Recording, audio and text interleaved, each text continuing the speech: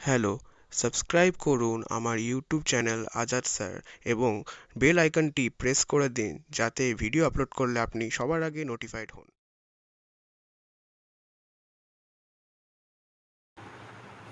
Welcome students. আজ আমি তোমাদের ক্লাস 9-এর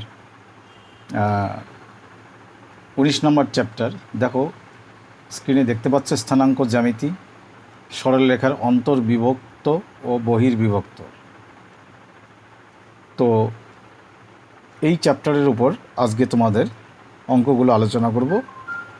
এই চ্যাপ্টারটি মূলত দুটি সূত্রের উপর ভিত্তি করে আছে।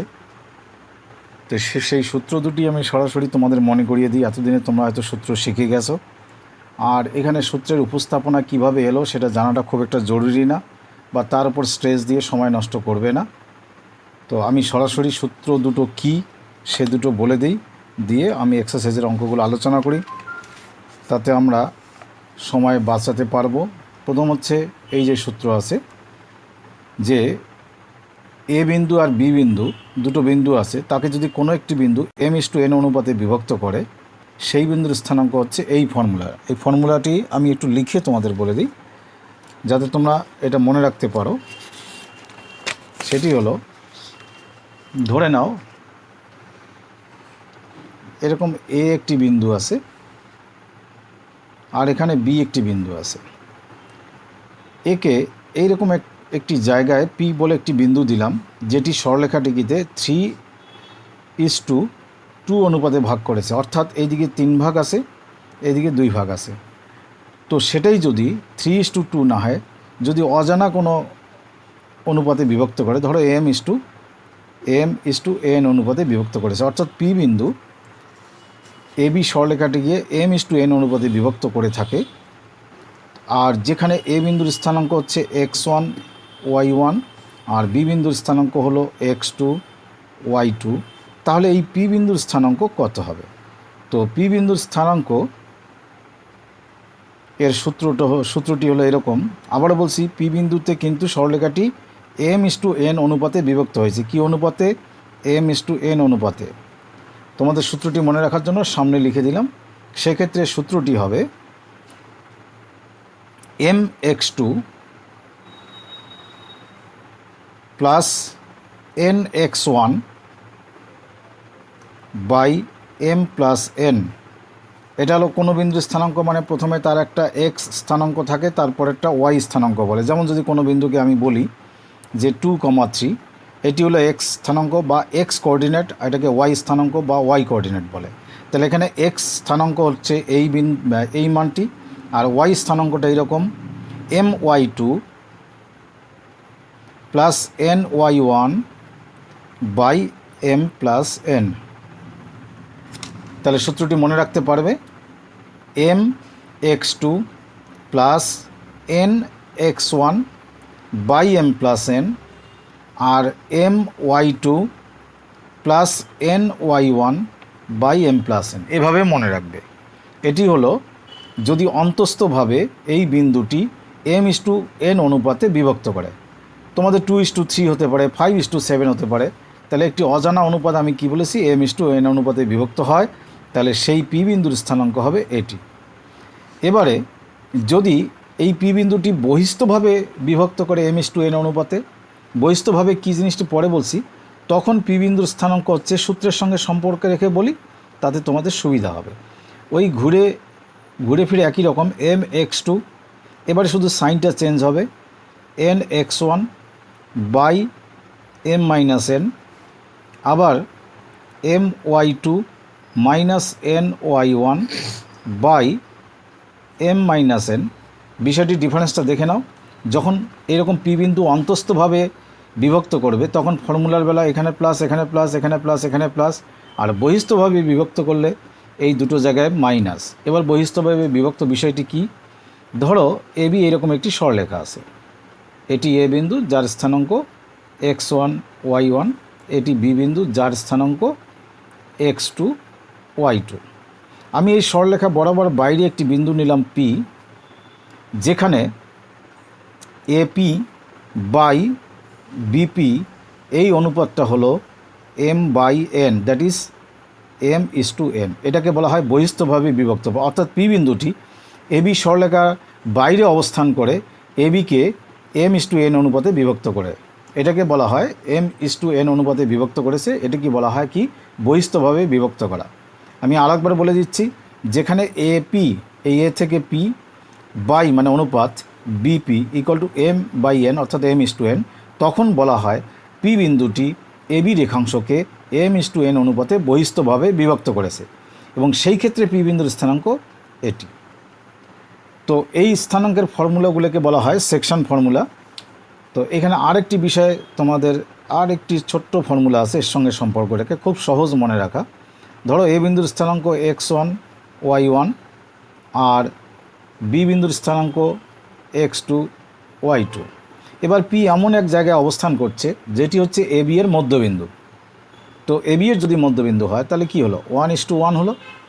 তো সেক্ষেত্রে এই মধ্যবিন্দু পি এর স্থানাঙ্ক হচ্ছে, অর্থাৎ কোনো সরলরেখার মধ্যবিন্দুর স্থানাঙ্ক এভাবে সহজ সরলভাবে মনে রাখবে, মধ্যবিন্দুর স্থানাঙ্ক, যেখানে সরলরেখা দুটির প্রান্তীয় বিন্দু হচ্ছে x1 y1 আর x2 y2, সেখানে স্থানাঙ্ক হচ্ছে x1 প্লাস x2 বাই 2 আর y1 প্লাস y2 বাই 2। তো তোমরা তো দেখতেই পাচ্ছ যে এই সূত্রটি মনে রাখা খুবই সহজ, x1 প্লাস x2 বাই 2 আর y1 প্লাস y2 বাই 2। এই হচ্ছে তিনটে ফর্মুলা। প্রথমটি ছিল অন্তস্থভাবে m/n অনুপাতে বিভক্ত করলে যে ফর্মুলা, স্থানাঙ্ক ফর্মুলা। দ্বিতীয়টি বহিস্থ হলে এখানে শুধু মাইনাস সাইন। তৃতীয়টি হলো মধ্যবিন্দুর ক্ষেত্রে mn এর কোনো গল্প নেই, x1 plus x2 by 2 y1 plus y2 by 2। এইটুকু ফর্মুলা মনে রাখলে এই এক্সারসাইজ তোমরা ভালোভাবে বুঝতেও পারবে এবং অঙ্ক করতে পারবে। এবার আমরা চলে যাই এক্সারসাইজে, দেখি কীরকম অঙ্ক আছে। আমি তোমাদের জন্য সরাসরি অঙ্কগুলো করে রেখেছি যাতে কম সময়ের মধ্যে বুঝিয়ে দিতে পারি। এই হচ্ছে তোমাদের এক্সারসাইজ 19। প্রথমে প্রশ্ন বলা আছে, নিচের বিন্দুদ্বয়ের সংযোজক রেখাংশগুলি যে বিন্দুতে প্রদত্ত অনুপাতে বিভক্ত তার স্থানাঙ্ক নির্ণয় করি। অনুপাত কিন্তু এখানে আছে 3:4, যেটি এতক্ষণ ধরে আমি বললাম m/n। আর বিন্দুগুলো এটা x1 y1, এটি হচ্ছে x2 y2। তো এই অনুপাতে বিভক্ত হলে সেই বিন্দুর স্থানাঙ্ক আমাদের বের করতে হবে, যেটি প্রথম ফর্মুলা ছিল। লেখাটা এরকম হবে, এখানে একটু ভাষা ঠিকঠাক দেওয়া দরকার। সে ভাষা কীরকম আছে দেখো, যে আমরা এভাবে লিখব যে 6,-14 যে বিন্দুগুলো দেওয়া আছে এবং -8,10 বিন্দুদ্বয়ের সংযোজক রেখাংশ যে বিন্দুতে 3:4 অনুপাতে বিভক্ত হয়েছে, অন্তস্থভাবে কথাটি লিখবে, তার স্থানাঙ্ক। সেই ফর্মুলা এটি m এটি n, এই যে ছোট্ট করে আমি লিখে রেখেছি মনে রাখার জন্য। তাহলে আমার ফর্মুলা কী ছিল, mx2, x2 মানে -8, mx2 প্লাস nx1, n মানে 4, x1 মানে 6 by m plus n, comma y এর বেলাও তাই, my2 মানে 3 × 10 প্লাস ny1 মানে 4 × -14 বাই m প্লাস n। কোনো বিন্দুর স্থানাঙ্ক লিখলে তাকে ব্র্যাকেট দিতেই হয়, তাই আমি এখানে সেকেন্ড ব্র্যাকেট দিয়েছি, কারণ ভেতরে ফার্স্ট ব্র্যাকেট ইউজ করেছি। তারপরে ক্যালকুলেশন করে 0,-26/7 আসলো। তোমরা একটু যদি চিত্র করলে তোমাদের সুবিধা হয়, তোমরা এরকম চিত্র করে নিতে পারো, যেটা 2 নম্বর অঙ্কে আমি শিখিয়েছি। দুটো বিন্দু এখানে স্থানাঙ্ক আমি লিখেছি, তাকে পি বিন্দু 2:3 অনুপাতে বিভক্ত করেছি। তাহলে এখান থেকে কি আমাদের দেখতে সুবিধা হয়, লিখতে সুবিধা হয়, কিন্তু ভাষা আগের মতোই লিখতে হবে যে এই বিন্দুদ্বয়ের সংযোজক রেখাংশ যে বিন্দুতে অন্তস্থভাবে 2:3 অনুপাতে বিভক্ত হয়েছে তার স্থানাঙ্ক, এটি হচ্ছে আমাদের m, এটি হচ্ছে n। mx2 দেখো 2 × -7 plus nx1 3 × 5 by m plus n, এখানেও তাই my2 2 × -2 প্লাস n মানে 3, y1 3 × 3 by m plus n। যেহেতু অন্তস্থভাবে সব প্লাস হবে, এই কথাটি বহিস্থ হলে এখানে কি হবে, মাইনাস। বাস ক্যালকুলেশন করে 1/5,1 এই হলো আমাদের স্থানাঙ্ক।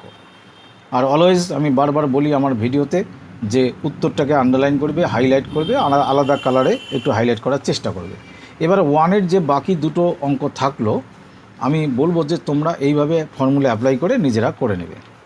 এবারে আমি 2 নম্বরের অঙ্কে আসি, যদিও এখানে করা আছে আমি সেগুলো আলোচনা করব না, একের বাকিগুলো আমি দেখাবো না, সরাসরি 2-এ যাই। 2 নম্বরের কোশ্চেন কী আছে লক্ষ্য করো, যে নিচের প্রত্যেক বিন্দুগুলোর সংযোগ রেখাংশগুলির মধ্যবিন্দুর স্থানাঙ্ক নির্ণয় করো। মধ্যবিন্দু কী ছিল? x1 plus x2/2, y1 plus y2/2। Just আমরা সেই ফর্মুলা অ্যাপ্লাই করব।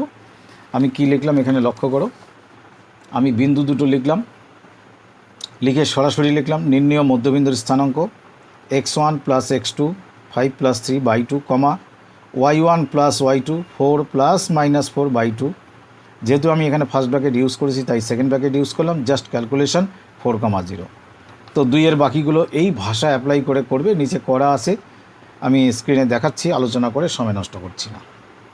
এগিয়ে যাই পরের অঙ্কে। এবার দেখো 3 নম্বর অঙ্ক এখানে বলেছে যে 1,3 বিন্দুটি 4,6 ও 3,5 বিন্দু দ্বয়ের সংযোগ রেখাংশকে কী অনুপাতে বিভক্ত করেছে তা হিসাব করে দেখি। এখানে কিন্তু অনুপাতটা আমাদের নির্ণয় করতে হবে। আগের অঙ্কে অনুপাত ছিল, আমরা স্থানাঙ্ক বের করেছি। এখানে বিন্দুর স্থানাঙ্ক হচ্ছে 1,3 আর সরলরেখার প্রান্তীয় বিন্দু হচ্ছে এই দুটো, সুতরাং আমার অনুপাত বের করতে হবে। আমরা অনুপাতটা আগের মতো m/n ধরলাম। দেখো আমি তাই লিখেছি যে এই পি এর নাম পি বিন্দু দিয়েছি, ধরি লিখেছি সেজন্যই p1,3 বিন্দুটি এই এবং এই বিন্দুদ্বয়ের সংযোজক রেখাংশকে m/n অনুপাতে বিভক্ত করেছে। অনুপাতটা আমি হাইলাইট করলাম যাতে তোমাদের বুঝতে সুবিধা হয়। তো সেক্ষেত্রে পি বিন্দুর স্থানাঙ্কের সূত্র কি? সূত্র ছিল m(x2), লক্ষ্য করবে m(x2), দেখো 3m লিখেছি, প্লাস n(x1), 4n লিখেছি, বাই m প্লাস n, কমা এইভাবে my2 plus ny1/m plus n লিখলাম। তো এই স্থানাঙ্ক মূলত হচ্ছে 1:3, তার মানে এর x স্থানাঙ্ক বা x কোঅর্ডিনেট ইকুয়াল টু 1 হবে আর y কোঅর্ডিনেট ইকুয়াল টু 3 হবে। তো তাই আমি লিখেছি ATQ, x coordinate equal to 1 আর y কোঅর্ডিনেট ইকুয়াল টু 3। এখানে বজ্রগুণ করেছি 1 দিয়ে গুণ করে, আমি বজ্রগুণ করে ক্যালকুলেশন করে দেখলাম m/n বা m/1, আমার উত্তর আসলো -3:2 আসলো, -3:2। এখানে এই অংশও ক্যালকুলেশন করে একই মান আসবে, তোমাদেরও তাই আসবে, কিন্তু এখানেও মাইনাস আসলো। এই মাইনাস চিহ্নটির মূল উদ্দেশ্য হচ্ছে যে বিন্দুটি মূলত 3:2 অনুপাতেই বিভক্ত করেছে, কিন্তু বহিস্থভাবে বিভক্ত করেছে, অন্তস্থ বিন্দুতে কখনো ঋণাত্মক আসে না। যেহেতু মাইনাস চিহ্ন ইন্ডিকেট করছে যে এটি বহিস্থভাবে বিভক্ত করেছে, তাহলে ভাষাটি লিখব অর্থাৎ পি বিন্দুটি উক্ত রেখাংশকে, উক্ত মানে আমাদের যে গিভেন পয়েন্টস আছে তার রেখাংশকে 3:2 অনুপাতেই বিভক্ত করেছে, কিন্তু বহিস্থভাবে বিভক্ত করেছে। এইটুকু আর এইটুকু হাইলাইট করবে। এবার 4 নম্বরের কোশ্চেনে দেখো যে এই এবং এই বিন্দু 7,3 ও 9,6 -9,6 বিন্দুদ্বয়ের সংযোজক রেখাংশ ওয়াই অক্ষ দ্বারা কী অনুপাতে বিভক্ত হয়েছে হিসাব করে লিখি। এখানে ওয়াই অক্ষ কথাটির একটি গুরুত্ব আছে, আমি আগে একটু এগিয়ে নিই তারপরে বলে দিচ্ছি। মনে করি এই বিন্দু আর এই বিন্দুদ্বয়ের সংযোগ রেখাংশ ওয়াই অক্ষকে m/n অনুপাতে বিভক্ত করে, ওয়াই অক্ষ দ্বারা m/n অনুপাতে বিভক্ত হয়।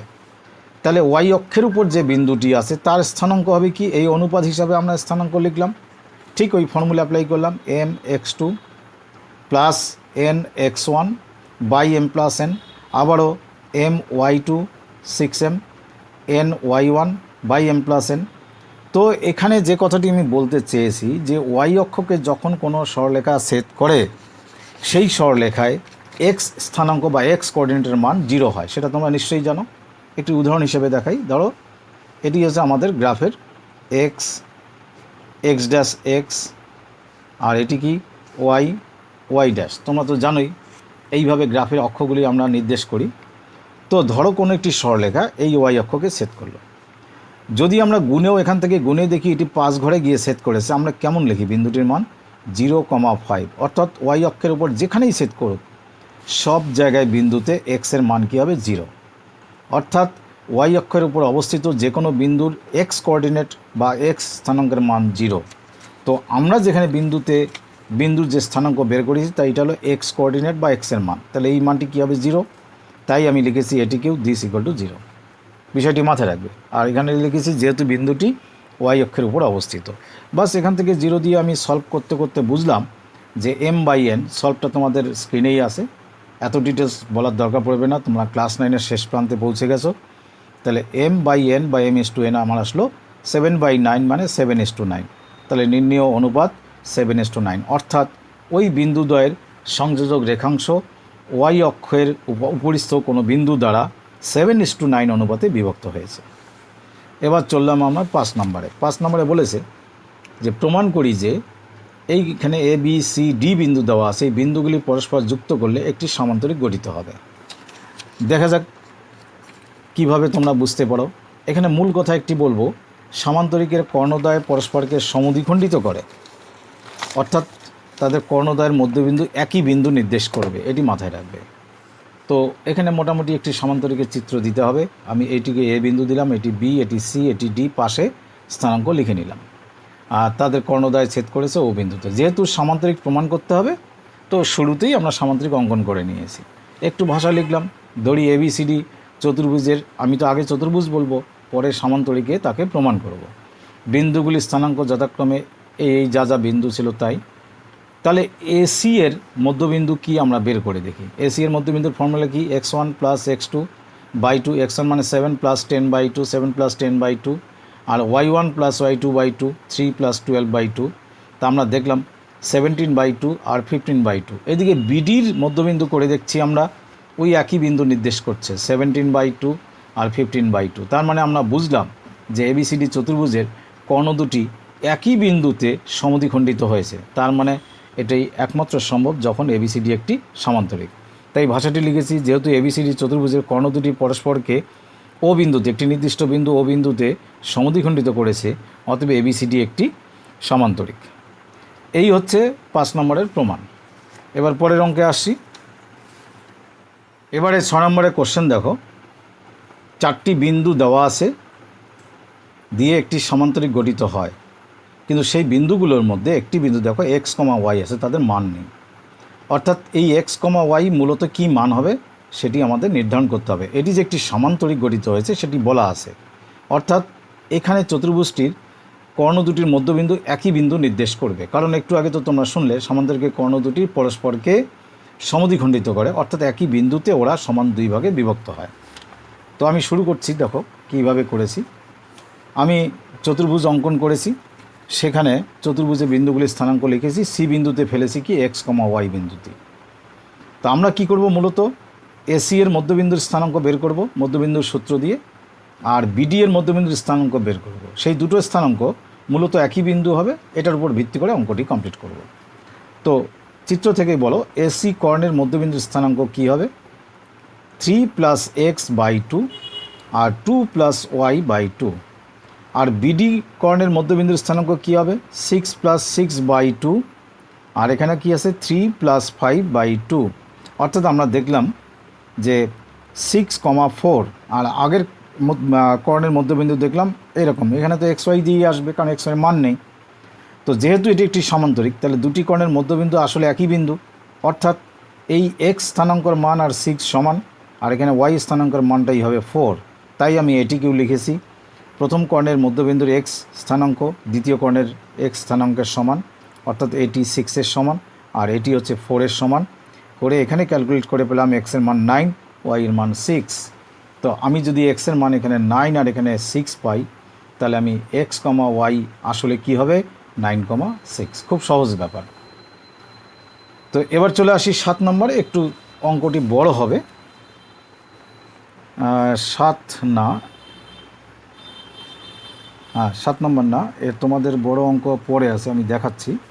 আগে 7 নম্বর আসছি। 7 নম্বরে বলেছি কি, 3টি বিন্দু xy দিয়ে আছে, x1, y1, x2, y2, x3, y3 আর x4, y4, 4টি বিন্দু পরস্পর যুক্ত করলে সামান্তরিক যদি গঠিত হয়, তাহলে আমাদের প্রমাণ করতে হবে x1 + x3 = x2 + x4 আর y1 + y3 = y2 + y4। এটি হচ্ছে 6 নম্বরের কনসেপ্ট। আর এই কনসেপ্ট একই, যেহেতু এটি একটি সামান্তরিক, তাই দুটি কর্ণের মধ্যবিন্দু আসলে একই বিন্দুকে নির্দেশ করবে। এই নীতির উপর ভিত্তি করে আমরা অঙ্কটি করব। আমি এ বিন্দুকে x1, y1 দিলাম, বি বিন্দুকে x2, y2 দিলাম, সি বিন্দুকে x3, y3, decay x4, y4। তাহলে আগে আমি এ বি এর মধ্যবিন্দু বের করব, তারপরে এসি এর মধ্যবিন্দু, তারপরে বিডি এর। তো এসি এর মধ্যবিন্দু কী হবে, x1 + x3/2 লক্ষ্য করে x1 প্লাস x3/2 আর y1 প্লাস y3/2। আর এদিক থেকে মধ্যবিন্দু কী হবে x2 plus x4/2, x2 plus x4/2 আর y2 প্লাস y4/2। তো যেহেতু এটি একটি সামান্তরিক, তাহলে এই দুটো বিন্দু আসলে একই বিন্দুকে নির্দেশ করছে, অর্থাৎ এখানে x স্থানাঙ্ক বা x কোঅর্ডিনেট এখানকার x কোঅর্ডিনেটের সমান, আর এই y কোঅর্ডিনেটের সমান। তাহলে তাই লিখেছি প্রশ্নানুসারে এটির সমান আমি লিখলাম, আর এটির সমান। লক্ষ্য করো এই দুটো যখন সমান লিখেছি নিচের থেকে 2 2 কেটে গেল, তার মানে x1 plus x3 equal to কী পেলাম x2 প্লাস x3, আর এখানে 2 2 কাটলে y1 plus y3 equal to y2 plus y4, এটিকেই প্রমাণ করতে বলছে।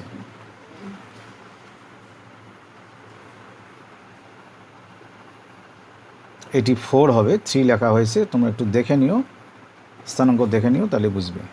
এবার 8 নম্বরের কোশ্চেন কী বলা আছে, এবিসি ত্রিভুজের এ বি সি শীর্ষবিন্দু তিনটির স্থানাঙ্ক দেওয়া আছে।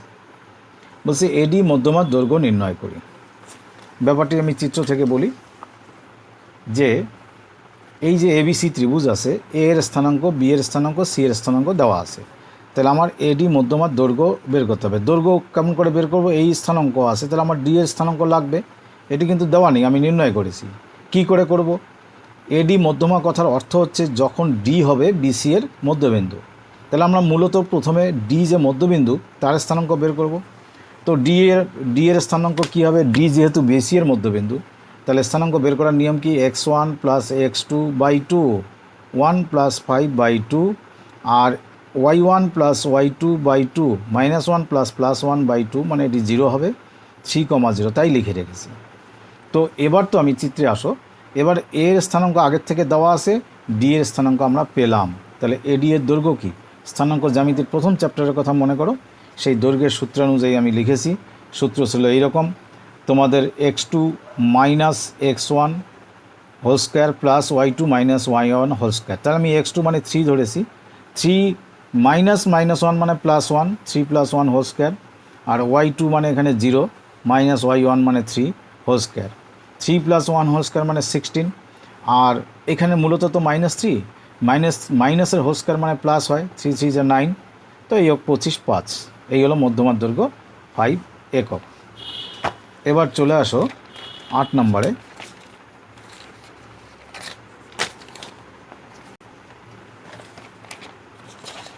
8 নম্বর কোশ্চেন বলা আছে এবিসি ত্রিভুজের এই আগের মতোই শীর্ষবিন্দুগুলির স্থানাঙ্ক দেওয়া আছে, আর এডি মধ্যমার দৈর্ঘ্য নির্ণয় করো।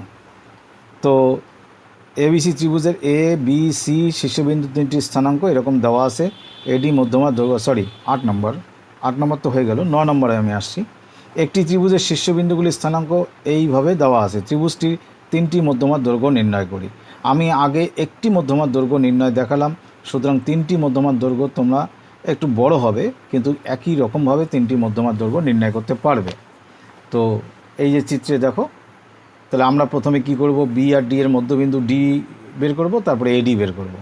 আবার এ আর সি এর মধ্যবিন্দু ই এর স্থানাঙ্ক বের করব, তারপরে বিই বের করব। তারপরে এ আর বি এর মধ্যবিন্দুর স্থানাঙ্ক এফ এর স্থানাঙ্ক নির্ণয় করে সি এফ এর দৈর্ঘ্য করব। ঠিক সেই কাজগুলো আমি এখানে করেছি, একটু স্ক্রিনে দেখাচ্ছি, তোমরা স্ক্রিনের হেল্প নিয়ে লিখতে পারো, বা আমি চাইবো নিজেরা একটু এটা করার চেষ্টা করো যাতে মিলতে পারে, তাতে তোমাদের সূত্রগুলোর প্র্যাকটিস হবে।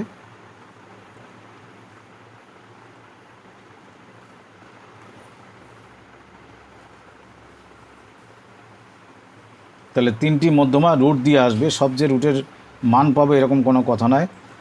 প্রথমটি √17, তারপরে 5√2 এবং লাস্টেরটা √89। এই হচ্ছে আমাদের 9 নম্বর। এবার 10 নম্বর লক্ষ্য করো, যে একটি ত্রিভুজের বাহুগুলির মধ্যবিন্দুর স্থানাঙ্ক এরকম দেওয়া আছে। এবার মধ্যবিন্দু দেওয়া আছে, কিন্তু ত্রিভুজটির শীর্ষবিন্দু তিনটির স্থানাঙ্ক নির্ণয় করে।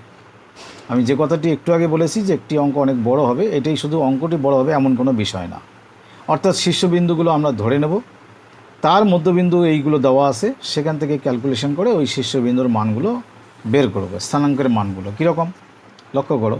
এ শীর্ষবিন্দুকে ধরলাম x1 y1, বিকে ধরলাম x2 y2, সিকে ধরলাম x3 y3। তো এ আর বি এর মধ্যবিন্দুর স্থানাঙ্ক দেওয়া আছে 4,3। বইয়ে যে তিনটি মধ্যবিন্দু আছে যথাক্রমে লেখা আছে, মানে আমি পর করে ব্যবহার করেছি। আর বি সি এর মধ্যবিন্দু আছে -2,7, আর এসি এর মধ্যবিন্দু আছে 0,10। তাই এবার যদি আমি এই এ আর বি এর মধ্যবিন্দুর স্থানাঙ্ক বের করি, ফর্মুলা কি x1 প্লাস x2/2, এবং এই x1 প্লাস x2/2 এর মান হলো 4 আর y1 প্লাস y2/2 এর মান হচ্ছে কি 3। তো সেটাই আমি করেছি, লক্ষ্য করো। এ বি এর ক্ষেত্রে x1 প্লাস x2/2 হচ্ছে 4, চিত্রের সঙ্গে মিলিয়ে দেখো, এই যে লক্ষ্য করো x1 প্লাস x2/2 মধ্যবিন্দুর স্থানাঙ্কর ফর্মুলা হিসাবে x1 প্লাস x2/2 হলো x এর মান, আর y1 প্লাস y2/2 হচ্ছে y এর মান, বিন্দুর y এর মান। আমি তাই লিখেছি, আর এখানে y1 প্লাস y2/2 লিখেছি কি 3। তো লক্ষ্য করো, বজ্রগুণ করলে x1 প্লাস x2 = 8 আসবে, y1 প্লাস y2 = কত আসবে 6। একে 1 নম্বর সমীকরণ, একে 2 নম্বর সমীকরণ দিলাম। এদিকে বিসি এর মধ্যবিন্দু যদি ওইভাবে করি, x2 প্লাস x3/2 কত হবে -2, তাই করেছি। আর এখানে y2 প্লাস y3/2 কত হবে 7, y2 প্লাস y3/2 7। তাহলে এখানেও বজ্রগুণ করলে একটি সমীকরণ পাবো, এখানেও বজ্রগুণ করলে একটি সমীকরণ পাবো। ঠিক এসির ক্ষেত্রেও আমরা এরকম করে দুটো সমীকরণ পাবো। কি পাবো, x3 প্লাস x1 বা x1 প্লাস x3/2 দিয়ে 0 দিয়ে একটা সমীকরণ হবে, y1 প্লাস y3/2 দিয়ে =11 দিয়ে আরেকটি সমীকরণ হবে। তো সেইভাবে আমি আরও এক সেট সমীকরণ পেয়েছি। তাহলে লক্ষ্য করো, এখানে ক্যামেরায় একটু কষ্ট হবে, লক্ষ্য করো, এখানে 1 নং, এখানে 2, 3, 4, 5, 6। তো এই সমীকরণগুলোর মধ্যে লক্ষ্য করো, এই সমীকরণ, এই সমীকরণ, এই সমীকরণ সব x সংক্রান্ত আছে, সবাই x1 x2 x2 x3 x1 x3, আর এখানে y দিয়ে আছে সব সমীকরণ। তো আমি প্রথমে এই তিনটে সমীকরণকে যদি একসঙ্গে যোগ করি, তিনটে সমীকরণকে যদি আমি একসঙ্গে যোগ করি, তাহলে x1 দুবার আসে, x2 দুবার আসে, x3 দুবার আসে। তাই আমি তিনটে সমীকরণকে যোগ করে 2 × x1 plus x2 plus x3 = right side এখানে 8 -4 আর 0 অ্যাড করলে কী হবে, শুধু 4। তাহলে এখান থেকে যদি 2 দিয়ে এদিকে ডিভাইড করি, তাহলে শুধু 2 থাকে। এখানে দেখছি x1 plus x2 plus x3, তো এটির নাম দিলাম আমি, ধারাবাহিকভাবে আসলে এটির নাম 7 নম্বরে পড়ে। 7-এর থেকে যদি তোমাদের 1 নম্বর মাইনাস করি, দেখো 7-এ x1 x2 x3 আছে, আর 1-এ আছে x1 আর x2। তাহলে এই 7 থেকে 1 যদি মাইনাস করি, তাহলে x1 আর x2 আমার মাইনাস হয়ে যাবে, কি থাকবে x3। আর 2 থেকে এদিকে 8 মাইনাস করলে কি হবে, -6। তার মানে আমি x3-র মান পেলাম কত, -6। ঠিক তেমনি 7 থেকে যদি তোমরা 3 মাইনাস করো, 3 নম্বর, এই 3 নম্বর মাইনাস করো, তাহলে পাবে তোমরা x1-এর মান। আবার 7 থেকে যদি 5 মাইনাস করো, পাবে তোমরা x2-এর মান। ঠিক x-এর যে ঘটনাটি আমি এভাবে করলাম, এই সাইডটাকে এখানে y-এর সমীকরণগুলোকে প্রথমে যোগ করে তাকে নাম দিলাম 8 নম্বর। 8 থেকে 2 মাইনাস করলাম, 8 থেকে 4 মাইনাস করলাম এবং 8 থেকে 6 মাইনাস করলাম, তাহলে y1 y2 এবং y3 আমি পেয়ে যাব। এটি নিজে করে দেখবে এই পদ্ধতি ফলো করে, তাহলে এদিকে y1 y2 y3 পাবো। তাহলে আমার বিন্দুগুলো কী ছিল, বিন্দুগুলো আমরা এ বিন্দুর স্থানাঙ্ক ধরেছিলাম x1 y1। তো x1 হলো 6 আর y1 হলো -1, সরি y1 ছিল 7। তাহলে প্রথম বিন্দুর স্থানাঙ্ক 6,7 তাই লিখেছি।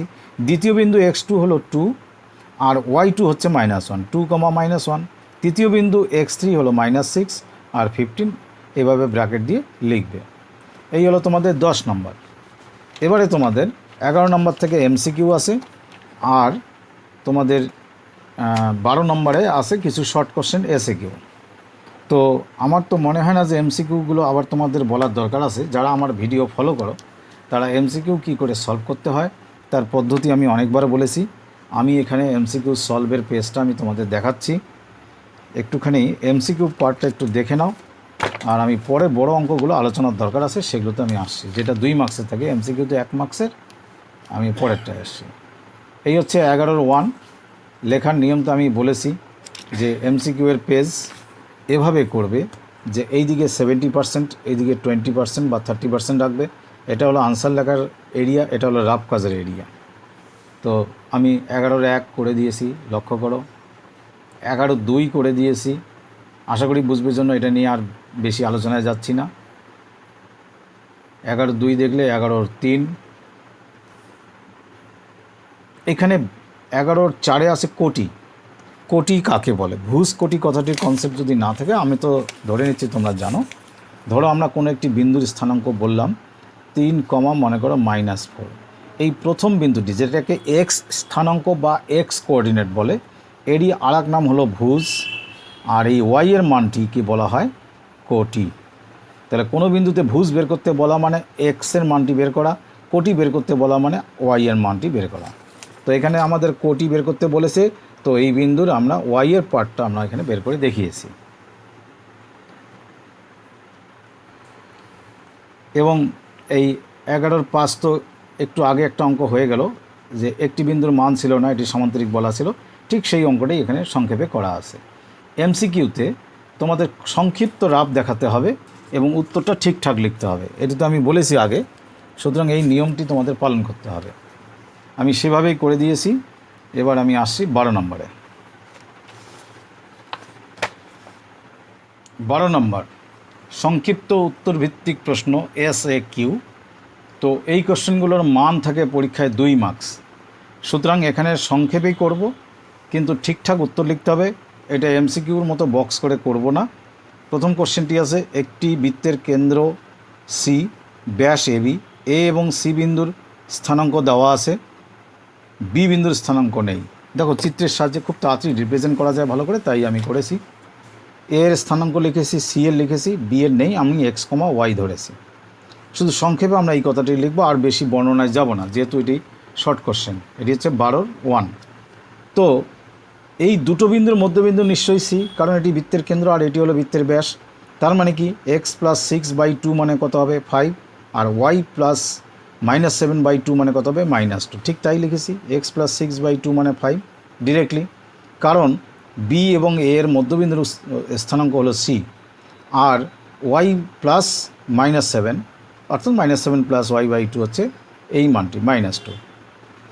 সলভ করে x = 4, y = 3, বি বিন্দুর স্থানাঙ্ক 4,3। এখানে বিশেষ গুরুত্ব দিতে হবে, উত্তর যে লাইনটি আছে সেটিকে কিন্তু হাইলাইট অবশ্যই করতে হবে। আচ্ছা, এবারে আসি 12-2-তে। কোশ্চেন কি বলা আছে, পি এবং কিউ যথাক্রমে প্রথম এবং তৃতীয় পাদে অবস্থিত, গ্রাফের প্রথম পাদ ও তৃতীয় পাদে অবস্থিত দুটি বিন্দু কীরকম বিন্দু, যাদের প্রত্যেকের এক্স অক্ষ এবং ওয়াই অক্ষ থেকে দূরত্ব হচ্ছে 6 একক এবং 4 একক।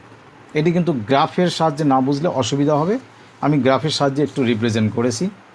পি বিন্দু এটি হলো প্রথম পাদ, দ্বিতীয় পাদ, তৃতীয় পাদ, চতুর্থ পাদ, তোমাদের একবার মনে করিয়ে দেওয়ার জন্য এগুলো দিয়ে দিয়েছি। তো প্রথম পাদে যদি পি বিন্দু থাকে আর এক্স অক্ষ থেকে দূরত্ব হচ্ছে, আবার বই একটু দেখে নেই, এক্স অক্ষ থেকে দূরত্ব হচ্ছে 6 একক। তো আমরা যখন এই বিন্দুতে পৌঁছাবো, তাহলে প্রথমে আমরা এইভাবে গুনতে থাকি, তারপরে এইভাবে গুনি, অর্থাৎ এই লাইনটি হলো এক্সের মান, এই লাইনটি হচ্ছে ওয়াই এর মান। তো এক্স অক্ষ থেকে 6 একক, তার মানে এখানে 1, 2, 3 করে 6 একক বরাবর বিন্দুটির স্থানাঙ্ক হবে। আর ওয়াই অক্ষ থেকে 4 একক, মানে আমার এই দিকের গুনতি হবে 4 ঘর, তাই মূলত বিন্দুর স্থানাঙ্ক হবে 4,6। মনে রাখবে বিন্দুর স্থানাঙ্কতে যে মান দুটো আমরা থাকে, প্রথমটি হচ্ছে মূলত ওয়াই অক্ষ থেকে দূরত্ব, আর দ্বিতীয়টি হলো এক্স অক্ষ থেকে দূরত্ব, কিন্তু মানের দিক থেকে এটি ভুজ অর্থাৎ এক্সের মান, এটি কোটি। আর দূরত্বর দিক থেকে এটি হলো ওয়াই অক্ষ থেকে দূরত্ব, দেখো এখানে গুনে গুনে 4 একক, এদিকে 6 একক। ঠিক যদি এরকমই একটি বিন্দু তৃতীয় পাদে থাকে, তাহলে স্থানাঙ্ক সেম হবে, কিন্তু তৃতীয় পদে থাকার জন্য তাদের সাইন কী হবে, মাইনাস। তো আবার আমাদের বলা আছে যে পিকিউ বিন্দুর মধ্যবিন্দু এই মূল বিন্দুকে নির্দেশ করবে, সেই মধ্যবিন্দুর স্থানাঙ্ক কত, তা আমরা ক্যালকুলেশন করেই দেখাচ্ছি। তাহলে যুক্তিতে পেলাম পি বিন্দু হচ্ছে 4,6, আমি লিখছি সেই জন্য প্রশ্ন মতে বা এটি কিউ পি বিন্দুর স্থানাঙ্ক 4,6 আর কিউ বিন্দুর স্থানাঙ্ক -4, -6। তাহলে পি কিউ এর মধ্যবিন্দু কি, দিস প্লাস দিস বাই 2, 4 + -4/2 আর 6 + -6/2। তো এটা তো কাটলে 0 হবে জানোই, তাহলে 0,0। তাহলে মূলত পিকিউ এর মধ্যবিন্দু আমাদের মূল বিন্দুকে বা গ্রাফের অরিজিনকে নির্দেশ করছে। এই হচ্ছে 12-2। 12-3 ওই একই রকম কথা আছে, আমি তোমাদের ছবিতে দেখাই। এবারে বলা আছে দ্বিতীয় পাদ এবং চতুর্থ পাদে অবস্থিত, যার এক্স অক্ষ থেকে দূরত্ব হচ্ছে 6 একক আর ওয়াই অক্ষ থেকে দূরত্ব বলছে 8 একক। তো এক্স অক্ষ থেকে দূরত্ব, এই আগে আমরা ওয়াই অক্ষ থেকে দূরে যাই, তাই -8, এটি যেহেতু দ্বিতীয় পাদে অবস্থিত, তাহলে -8 আগে বসবে, এটা ওয়াই অক্ষ থেকে দূরত্বটা আগে বসে, আমি একটু আগে বলেছি। আর এক্স অক্ষ থেকে 6 একক মানে 6 হবে। এখানে -8,6 আর এখানে কী হবে 8,-6, কারণ এই পাদে হচ্ছে ডান দিকের বেলা প্লাস আর নিচের বেলা কি হয় মাইনাস। তো সুতরাং এখন এ আর বি এর মধ্যবিন্দুর স্থানাঙ্ক আগের মতো করলেই তোমাদের কি আসবে 0 আসবে, অর্থাৎ এক্ষেত্রেও গ্রাফের মূল বিন্দুকে নির্দেশ করছে। এবার 12 রোমান 4 এর কোশ্চেন কী আছে, এবি সরলরেখার পর পি একটি বিন্দু, যদি এপি ইকুয়াল টু পিবি হয়, বুঝতেই পারছো এপি ইকুয়াল টু পিবি মানে পি কী বিন্দু, মধ্যবিন্দু। এবার এ আর বি বিন্দুর স্থানাঙ্ক দেওয়া আছে, তাহলে পি বিন্দুর স্থানাঙ্ক কত, তার মানে আমাদের এখানে পি বিন্দুর স্থানাঙ্ক মানে মূলত এ বি এর মধ্যবিন্দু বের করতে হবে। তো এ এর স্থানাঙ্ক এই আছে, বি এর স্থানাঙ্ক এই আছে, তাহলে আমরা যুক্তিতে বুঝলাম যেহেতু এপি ইকুয়াল টু পিবি তাই পি হচ্ছে এ বি এর মধ্যবিন্দু, তা পি এর স্থানাঙ্ক হচ্ছে এই দুটো বিন্দুর মধ্যবিন্দুর স্থানাঙ্ক, যেটা তোমাদের বোঝানো দরকার পড়বে না। 12/5 এটি একটু বুদ্ধির ব্যাপার আছে, ভালো করে কোশ্চেনটি পড়বে। কোশ্চেনে বলা আছে এবিসিডি একটি আয়তক্ষেত্র যার বাহুগুলি অক্ষদ্বয়ের সমান্তরাল। বি এবং ডি বিন্দুর স্থানাঙ্ক যথাক্রমে বি আর ডি দেওয়া আছে, এ আর সি দেওয়া নেই। 7,3 আর 2,6, তাহলে এসি বিন্দুদ্বয়ের স্থানাঙ্ক কত? তো আমি এখানে একদম গ্রাফ পেজ দিয়ে বোঝানোর চেষ্টা করেছি। আমি 2 ঘরকে 1 একক ধরেছি। তো এই আয়তক্ষেত্রের এই সরলরেখা দুটো এই অক্ষের সমান্তরাল আর এই দুটো হচ্ছে ওয়াই অক্ষের সমান্তরাল। তো বি বিন্দুর স্থানাঙ্ক 7,3 আর ডি বিন্দুর স্থানাঙ্ক 2,6। তা বি যদি 7,3 হয় তাহলে এটা সমান্তরাল মানে এই বরাবর এ বিন্দুর স্থানাঙ্ক এখান থেকে বি এর যার দূরত্ব এ এরও তাই দূরত্ব হবে। তো এখান থেকে বি এর দূরত্ব কত 3, তাহলে এদিকেও আমাকে 3 ঘর এগিয়ে যেতে হবে, মাথায় রাখবে কিন্তু। অর্থাৎ বি বিন্দুর ওয়াই স্থানাঙ্ক যা হবে এ বিন্দুর ওয়াই স্থানাঙ্ক তাই হবে, কারণ এটি তো সমান্তরাল। অর্থাৎ এক্স অক্ষ থেকে এর যা দূরত্ব হবে এরও তাই। তো এক্স অক্ষ থেকে দূরত্ব তো আমি স্থানাঙ্ক থেকে দেখলাম 3 একক, তাহলে এখানেও কী হবে 3 একক। আবার সি বিন্দুর স্থানাঙ্কের কথাই বলি, সি বিন্দুর স্থানাঙ্ক 7,6, তা সি এর সমান্তরাল হচ্ছে এই সরলরেখা। তা সিতে যদি আমি এখান থেকে সি বিন্দু পর্যন্ত 7 একক যাই, তাহলে আমাদের 7 একক, আর এইদিকে আমরা কত একক গেছি 6 একক। কী করে এলো 7, কী করে এলো 6? যেহেতু বিসি ওয়াই অক্ষের সমান্তরাল, তাহলে বি এর মান যা হবে সি এর প্রথম মান তাই হবে, অর্থাৎ ওয়াই অক্ষ থেকে দুজনের দূরত্ব কী হবে সমান, কারণ সমান্তরাল। তো এখানে বিতে দেখছি এক্স স্থানাঙ্ক 7, তাহলে সিতে এক্স স্থানাঙ্ক কত হবে 7। এবার y6 কী করে পেলাম, সি আর ডি হচ্ছে এই অক্ষের সমান্তরাল, তা ডি বিন্দুর স্থানাঙ্ক দেওয়া আছে 2,6, তার মানে এখান থেকে ডি এর দূরত্ব 6, তাহলে সি এরও দূরত্ব নিচ থেকে কত হবে 6, তাহলে ওয়াই স্থানাঙ্ক দুটো সমান। ঠিক তেমনি এখানে যেহেতু ডি এর এক্স স্থানাঙ্ক 2 আর এডি হচ্ছে ওয়াই অক্ষ থেকে সমান দূরত্বে আছে অর্থাৎ সমান্তরাল, তাই এখানে 2 হলে এ এর মানও 2। এভাবে আমরা এ এর মান পেলাম 2,3 আর সি এর মান পেলাম আমরা কত 7,6। এবার এ আর সি যখন পেয়েছি তার মধ্যবিন্দু বের করা খুবই সহজ, তাই দেখো লিখে দিয়েছি এসি এর মধ্যবিন্দু 2,7, 2 + 7/2, আর এসি এর মধ্যবিন্দুর ওয়াই স্থানাঙ্ক হচ্ছে 3 + 6/2, 9/2, 9/2। নিশ্চয়ই তোমরা এই 12 5 নম্বর বুঝতে পেরেছো। যদি কারো আর কোনো অঙ্কে অসুবিধা থাকে তোমরা আমাকে কমেন্ট বক্সে লিখবে। Thank you all.